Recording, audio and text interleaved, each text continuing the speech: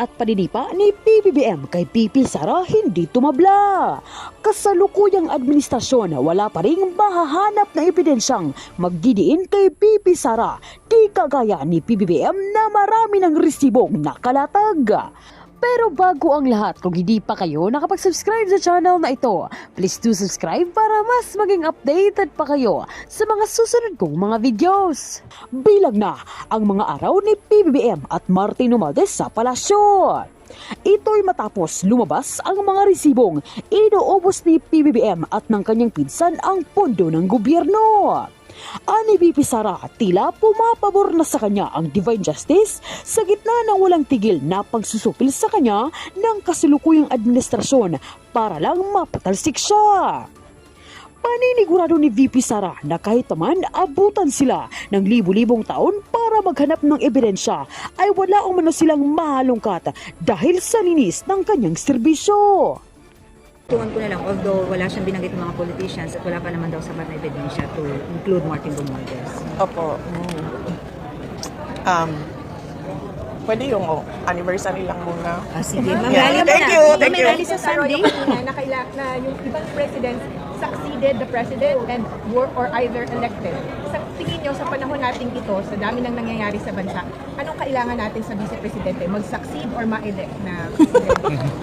Hindi ko po alam kung ano mangyayari bukas, pero definitely kung may bansa pa tayong matatawag sa 2028 ay merong elections sa 2028 para sa bagong vice president. But let me just thank all of our friends from the media for joining us for this 90th anniversary celebration of the office of the vice president. We are truly happy to celebrate it with you. And our theme is the recognition of all the contributions of every Office of the Vice President employee. Ma'am, may lumabas na info na kayo daw ay mag-join sa Sunday rally ng INC. Are you really going to go to join? Wala akong, sa lahat ng mga rallies, wala akong schedule dito sa Pilipinas. Ang mga rallies na ginagawa namin ay laging nasa overseas or abroad. Pero I commit and I call on the administration, the government, to respect the right of the people to freedom of speech and expression. Huwag masyado silang maging balat sibuyas. Ma'am, usapan po na sa 2028 kukunin niyo raw po na bilang Vice President daw po si Senator Amy Marcos?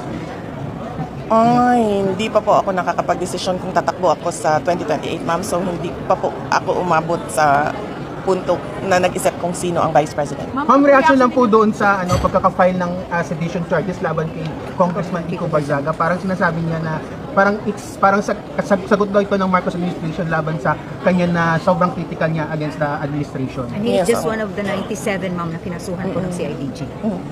Oh, actually ako, meron din akong pending open investigation sa inciting to sedition and So, you have grave threats. You have subpoena, ma'am? Sandali tinawag na ba ako? Hindi ko maalala. Sa dami ng kaso ko, hindi ko na maalala kung Last April lang. tinawag na ako, no? Nasa DOJ, ma'am. No? Oh, yeah. Pero nothing has something to do with the September 21 rally po. Wala namang kayong ganun, ma'am. Wala ako sa September 21 na rally. Iba yung sa akin. But it's the same case, inciting to sedition. And I think it's an open investigation until now. Ginagamit nilang panakot. At ang gusto ko lang sabihin ay, katulad kanina, sinabi ko, huwag masyadong maging balat sibuyas yung administrasyon. Dahil isa sa aspeto ng demokrasya at good governance ay dissent. At hindi mo pwedeng pigilan yun. Dahil karapatan yan ng mga tao na magsalita kung ano yung iniisip nila, kung ano yung nararamdaman nila. Kung hindi man pabor sa administrasyon o gobyerno na yung sinasabi ng mga tao, ay dapat respetuhin nila yon. Last question. Ma'am, yung sa destabilization, naniniwala ba kayo nagiging paranoid ng government? Oo naman, ma'am. Matagal na yan sila paranoid. Kailan ba sila nagsimula maging paranoid? Ang balita ko, nagsimula sila maging paranoid noong nagbabiyahe sila abroad. Na natatakot sila na wala na silang babalikan dito sa bayan natin. At nakikita nyo naman yung paranoia nila sa mga actions nila tulad nung panggigipit sa mga kababayan natin na nagsasalita kontra sa kanila panggigipit sa mga taong gustong mag-witness sa mga kaso laban sa mga government officials natin ngayon na aliado ng administrasyon. At in fact, ang pinakamaganda na example dyan, yung the most vocal critic before everything, all this flood control scandal happened, the most vocal critic at the time was President Rodrigo Duterte. And they silenced him by kidnapping him and sending him abroad. And speaking of PRRD, ma'am, how is he po? Baka pwede Okay lang. makibalita sa ratings Last week po. kami nagkausap after Bagyong Tino, before Bagyong Uwan, at okay lang naman siya. Sinasabi lang niya na pinapaabot niya sa lahat ng mga Pilipino na nasa isip niya kayong lahat sa panahon ng inyong kagipitan at kalungkutan, at pinapaabot niya yung kanyang condolences sa mga pamilyang namatayan at mga pamilyang hanggang ngayon hinahanap pa rin yung kanilang mga mahal sa buhay. Ma'am, do you have plans na bisita Ang galing ng before- Tagalog ko, JC. Ito yung aking Ma'am, do you have mentor. plans na mabisita si PRRD before 2025 ends?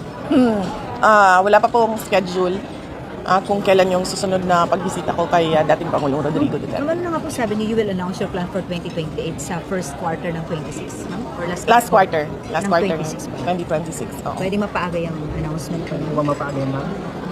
Oh. Ano yung magiging considerations na para mapaaga? Bakit kailangan mapaaga, Red? Pag maganda yung sagot mo, sige, aagahan ko yung sagot ko. Walang sagot si Red. Walang rason kung bakit kailangan natin agahan yan. Ma'am, last na lang po kasi may survey po yata ang Okta na nagsabi na medyo nag-dip ang inyong approval rating. Less than majority, 47%. Medyo nag-dip. Pero yung kay Marcos po yata bumaba, especially sa Mindanao. What's your reaction po sa mga survey ratings po ng Okta and other research firms po, ma'am? Opo, assume natin na assuming na yung paggagawa ng research nila ay tama, yung Office of the Vice President, hindi naman kami nagtatrabaho para sa trust or approval ratings. Kung ano yung commitment namin sa mga kababayan natin na mga projects, ay itutuloy pa rin namin yon. And in fact, mas paigihan pa namin yung aming pagtatrabaho, lalong-lalo na medyo gipit kami sa aming pondo, kaya lalo naming doblehin yung effort namin para mas marami pa rin mga kababayan ang makabenepisyo sa serbisyo ng Office of the Vice President. Ma'am, your thoughts sa ginagawa po ng gobyerno sa flood control project? Kasama na dyan yung Senate Blue Ribbon.